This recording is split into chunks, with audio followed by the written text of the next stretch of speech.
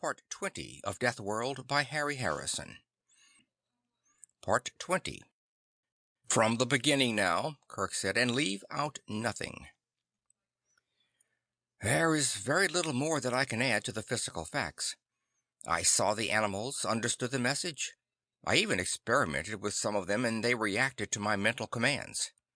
What I must do now is track down the source of the orders that keep this war going. I'll tell you something that I have never told anyone else. I'm not only lucky at gambling, I have enough psi ability to alter probability in my favor. It's an erratic ability that I have tried to improve for obvious reasons. During the past 10 years, I managed to study at all of the centers that do psi research. Compared to other fields of knowledge, it is amazing how little they know. Basic psi talents can be improved by practice, and some machines have been devised that act as psionic amplifiers. One of these, used correctly, is a very good directional indicator. "You want to build this machine?" Kirk asked. "Exactly. Build it and take it outside the city in the ship. Any signal strong enough to keep this centuries-old battle going should be strong enough to track down. I'll follow it, contact the creatures who are sending it, and try to find out why they are doing it. I assume you'll go along with any reasonable plan that will end this war?" "Anything reasonable," Kirk said coldly. "How long will it take you to build this machine?" "Just a few days, if you have all the parts here," Jason told him. "Then do it. I'm canceling the flight that's leaving now, and I'll keep the ship here, ready to go.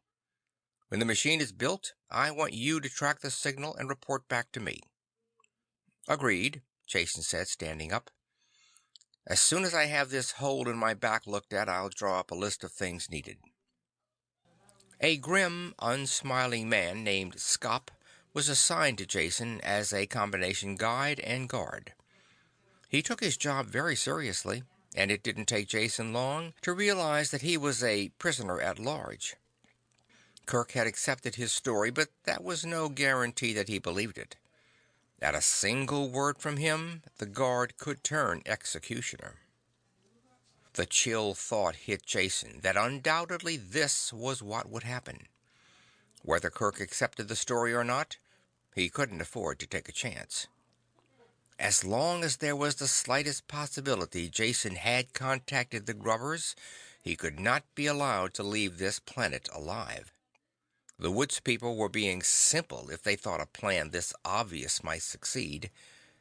Or had they just gambled on the very long chance it might work? They certainly had nothing to lose by it.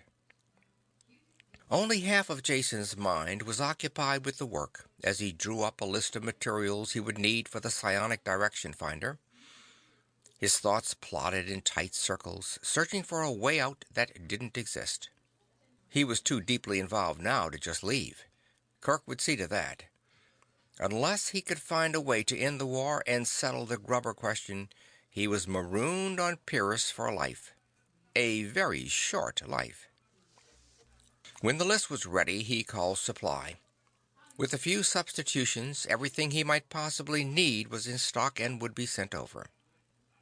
Skop sank into an apparent doze in his chair, and Jason, his head propped against the pull of gravity by one arm, began a working sketch of his machine. Jason looked up suddenly, aware of the silence. He could hear machinery in the building and voices in the hall outside.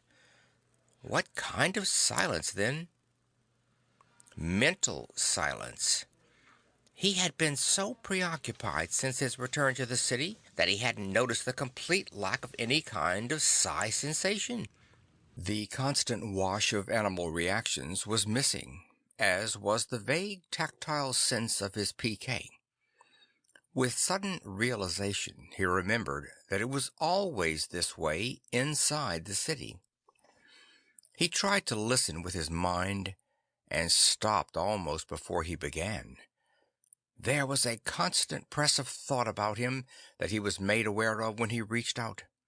It was like being in a vessel far beneath the ocean, with your hand on the door that held back the frightening pressure. Touching the door, without opening it, you could feel the stresses, the power pushing in and waiting to crush you. It was this way with the psi pressure on the city. The unvoiced, hate-filled screams of Pyrrus would instantly destroy any mind that received them. Some function of his brain acted as a psi circuit breaker, shutting off awareness before his mind could be blasted. There was just enough leak through to keep him aware of the pressure and supply the raw materials for his constant nightmares. There was only one fringe benefit. The lack of thought pressure made it easier for him to concentrate. In spite of his fatigue, the diagram developed swiftly. Meta arrived late that afternoon, bringing the parts he had ordered. She slid the long box onto the workbench, started to speak, but changed her mind and said nothing. Jason looked up at her and smiled. "Confused?" he asked. "I don't know what you mean," she said.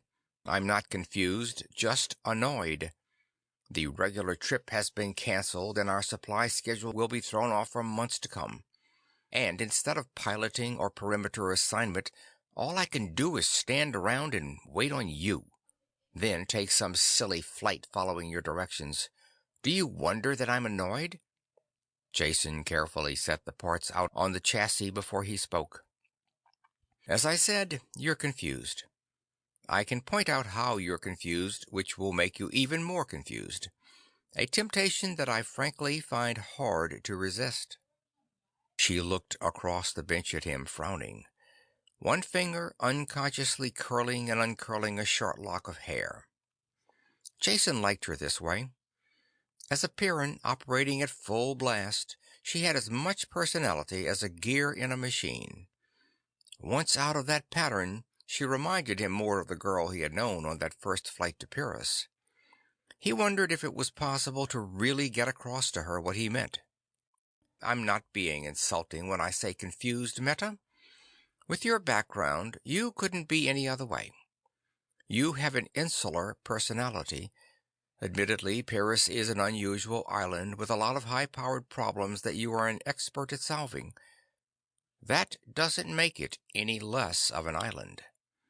When you face a cosmopolitan problem, you are confused. Or even worse, when your island problems are put into a bigger context. That's like playing your own game, only having the rules change constantly as you go along."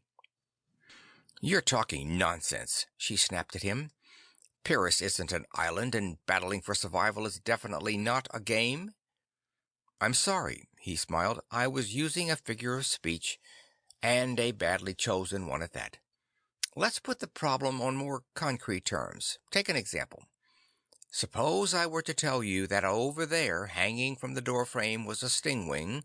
Meta's gun was pointing at the door before he finished the last word. There was a crash as the guard's chair went over. He had jumped from a half-doze to full alertness in an instant, his gun already searching the doorframe. "That was just an example," Jason said. "There's really nothing there."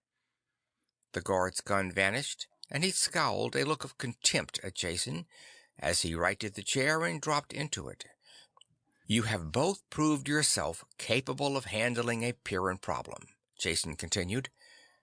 "But what if I said that there is a thing hanging from the doorframe that looks like a stingwing, but is really a kind of large insect that spins a fine silk that can be used to weave clothes?" The guard glared from under his thick eyebrows at the empty doorframe. His gun whined part way out, then snapped back into the holster. He growled something inaudible at Jason, then stamped into the outer room, slamming the door behind him. Meta frowned in concentration and looked puzzled. "It couldn't be anything except the stingwing," she finally said. "Nothing else could possibly look like that. And even if it didn't spin silk, it would bite if you got near, so you would have to kill it." She smiled with satisfaction at the indestructible logic of her answers. "Wrong again," Jason said. "I just described the mimic spinner that lives on Stover's planet. It imitates the most violent forms of life there, does such a good job that it has no need for other defenses. It'll sit quietly on your hand and spin for you by the yard. If I dropped a shipload of them here on Pyrrus, you never could be sure when to shoot, could you?" "But they are not here now," Meta insisted. "Yet they could be quite easily. And if they were, all the rules of your game would change. Getting the idea now? There are some fixed laws and rules in the galaxy, but they're not the ones you live by. Your rule is war unending with the local life. I want to step outside your rule book and end that war. Wouldn't you like that? Wouldn't you like an existence that was more than just an endless battle for survival? A life with a chance for happiness, love, music, art, all the enjoyable things you have never had the time for." All the Pyrran sternness was gone from her face as she listened to what he said, letting herself follow these alien concepts. He had put his hand out automatically as he talked, and had taken hers.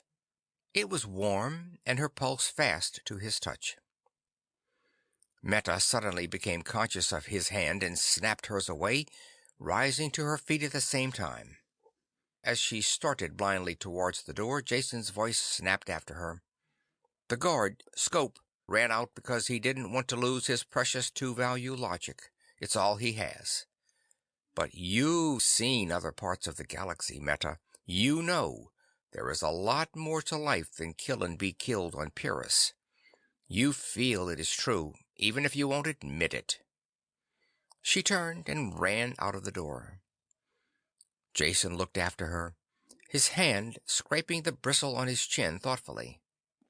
"Meta, I have the faint hope that the woman is winning over the Pyrran.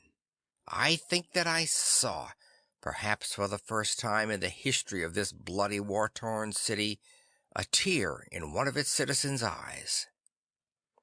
End of Part 20.